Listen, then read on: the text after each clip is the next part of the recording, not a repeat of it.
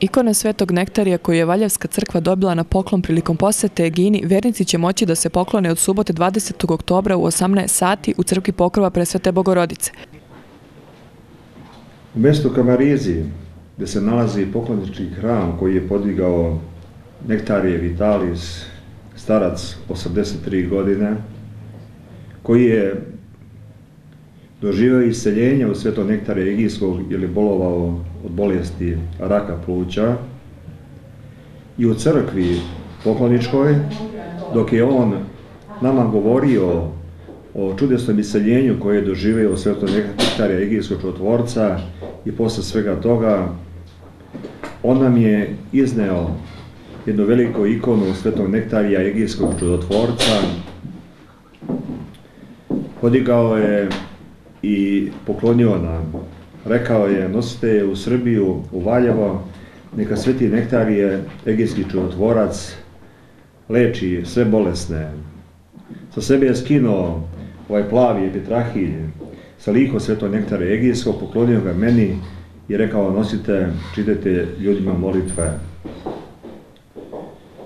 Na radost vernika i građana grada Valjeva i Srbije obaveštavamo da ćemo tu ikonu, znači sutra, u subotu u 18 sati, izneti i postaviti u tron u našoj crkvi, ovde u Valjevu, gdje će posle toga biti pročitan i akti Svetom Nektariju Egijskom čudotvorcu, gdje će biti mirosanje sa uljem sa groba Svetog Nektarija Egijskog čudotvorca, i svi vernici koji budu došli, oni će biti pomazani tim uljem. Posle molitve pred ikonom biće priređeno duhovno-kulturno veče u sali crkvenog doma, gdje će biti predstavljena i knjiga koju je priredio nakon pokloničkog putovanja u Eginu Nenad Andrić, a biće prisutni i brojni gosti.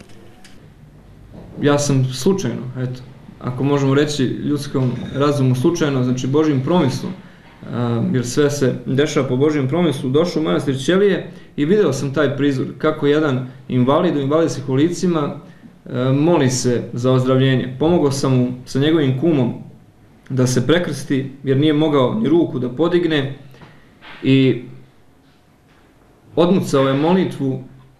Sećam se tih reči gdje je rekao: Sveti Nektarije, pomozi mi da odgajim svoja 2 sina. Posle 10 meseci taj čovjek je, eto, blagodareći Bogu i čudesnom zastupništvu Svetog Nektarija, isceljen. On i danas radi i živi u Novom Sadu, više nije odlazio na hemoterapije i nijedna karcinogena ćelija više nema u njegovom organizmu, niti živi.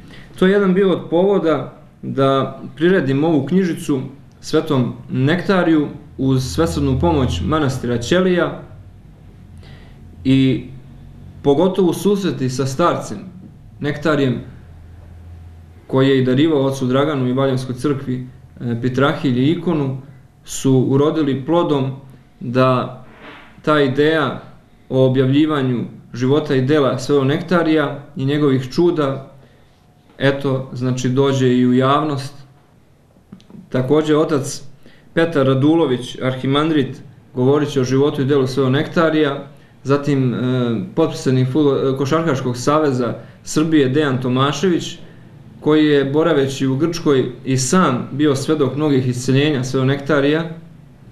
Zatim profesor doktor Slobodan Živković, koji je recenzent ovog izdanja, i đakon Dušan Novaković. Sveti Nektarije Eginski spada u novoprojavljene pravoslavne svetitelje, a pripisuje mu se i više od 2000 čuda. Ona su se počela javljati odmah po njegovoj smrti, iako se svetost ovog starca pročula još za život. Danas su čestice njegovih moštiju rasute svud po svetu i crkva koja ih ima smatra to za veliku blagodat. Ima ih i Srpska pravoslavna crkva, a nalaze se u manastiru Rakovica. Za pomoć ovom svetitelju obraćaju se najviše oboleli od teških i za savremenu medicinu neizlečivih bolesti.